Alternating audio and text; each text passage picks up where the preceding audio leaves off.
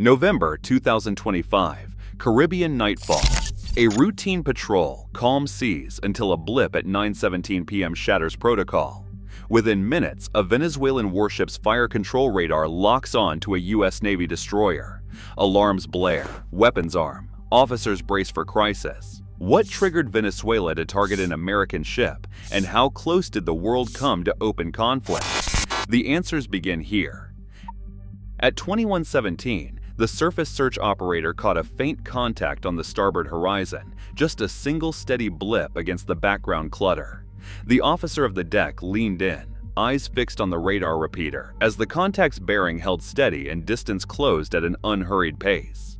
Nothing in the logs hinted at a scheduled approach. No AIS signal, no merchant call sign, just a raw track moving too deliberately to be a drifting freighter. 6 minutes passed in a hush broken only by the hum of consoles and the tap of keys. At 21:23, the bridge team switched to external communications, issuing a standard hail across the VHF. Unidentified vessel. This is United States Navy warship. Request identification and intentions. Silence. The blip edged closer, still without response, its course now angled directly across the destroyer's bow. The operator called out the update, voice tight. Routine watch gave way to calculation, bearing, speed, CPA. Then, at 21:26, the electronic warfare console lit up with a warning. A narrow high-intensity beam had locked on the ship's superstructure. The unmistakable signature of fire control radar. For the crew, the difference was immediate. Search radar meant attention. Fire control meant targeting. Alarms sounded. The officer of the deck relayed the alert, and every sailor on the bridge understood what that meant. In less than 10 minutes, a routine patrol had become a standoff. The destroyer's system shifted from watchful to ready, as the threat outside moved from shadow to certainty.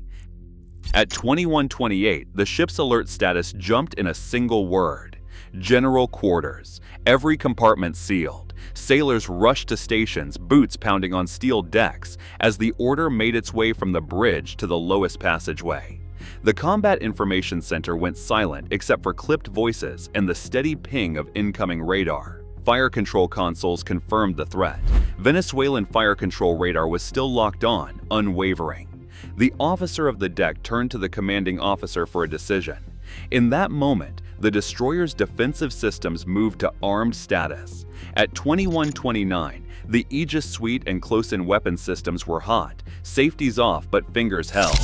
Protocol demanded restraint. No missile would fly unless the threat crossed an invisible line.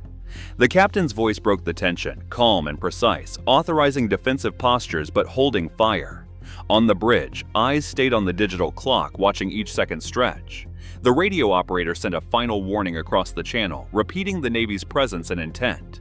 Outside, the Venezuelan patrol vessel held its course. Then, at 21:31, altered heading just enough to signal withdrawal.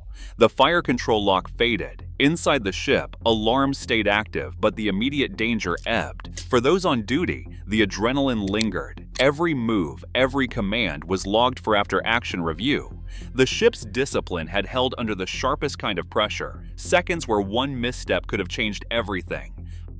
Electronic warfare consoles don't just sound an alarm at random. This is not random. Every alert is coded by the type of signal detected, its frequency, its strength, and its behavior in the electromagnetic spectrum.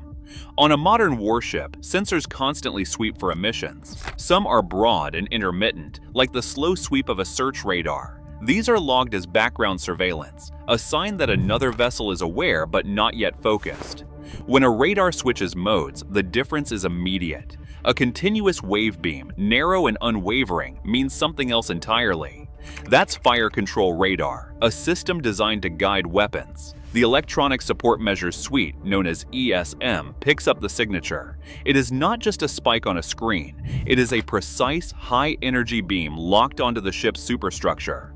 Alarms coded for fire control lock are prioritized above all others because they signal a platform is seconds away from launching a missile. Surveillance radar can be shrugged off. Designation radar, a step more focused, means the ship is being singled out for possible engagement. But when the ESM console chirps with the unique tone of a fire control lock, every operator knows the meaning. The ship is now a target, not just under observation. The distinction is more than technical. It is the line between routine monitoring and an act that demands immediate readiness. In these moments, the difference between types of radar is not academic. It is the difference between safety and the edge of conflict. The destroyer at the heart of the encounter was an Arleigh Burke class, built for layered defense in contested waters. Its Aegis combat system tracks hundreds of contacts at once, integrating SPY-1 radar with electronic warfare suites and close-in weapon systems. On the deck, missile launchers stand ready, while phalanx guns and CRAM batteries offer last-ditch protection against incoming threats. The command structure on board is tightly defined. The tactical watch officer detects and classifies contacts, relaying threat data to the Combat Information Center. From there, the commanding officer holds final authority to arm or fire, but every escalation step is logged and cross-checked by the tactical action officer and bridge team. Across the water, the Venezuelan patrol ship, likely a Guayqueri-class corvette, brings its own layered sensor suite. Its Dorna fire control radar can lock onto targets with precision, feeding data to anti-ship missile launchers and a rapid-fire main gun.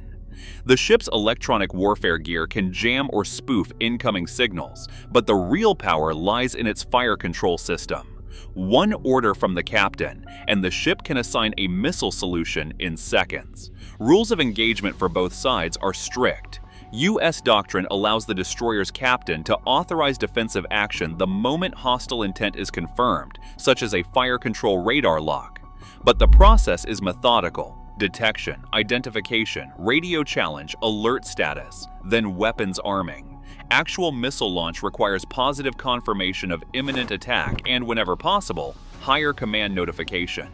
Venezuelan procedure mirrors this escalation ladder, with launch authority reserved for the commanding officer and technical officers verifying each step. This setup creates a narrow window for decision-making. Every sensor ping and radio call is more than a technical event. It is a rung on the escalation ladder, with each side weighing capacity against the risk of crossing the line into open conflict. Caracas wasted no time framing the encounter as a defense of national sovereignty. Within hours, Venezuelan state media broadcast statements from naval spokesmen insisting the U.S. destroyer had entered sovereign waters near La Orchila, a military outpost less than 200 kilometers from the mainland. Officials described the patrol as routine, authorized under national law to challenge any foreign warship approaching what they declared Venezuelan territory. According to their account, the proximity of the U.S. vessel violated not just national pride, but the legal boundaries set by Caracas. International law, however, draws a different map. The United Nations Convention on the Law of the Sea, known as UNCLOS, establishes a 12 nautical mile territorial sea, followed by a 200 nautical mile exclusive economic zone, or EEZ. The U.S. Navy maintains its ship was operating outside the territorial sea, but within the EEZ, a zone where freedom of navigation is recognized for all states, including military vessels. Washington's position is that neither radio silence nor radar lock justifies a claim of incursion. Yet the Venezuelan government routinely disputes these interpretations, arguing that any military presence close to sensitive islands is a provocation. For Venezuelan commanders, the legal line is less about precise coordinates and more about the message. Any approach near La Orchila is treated as a direct challenge. The result is a patchwork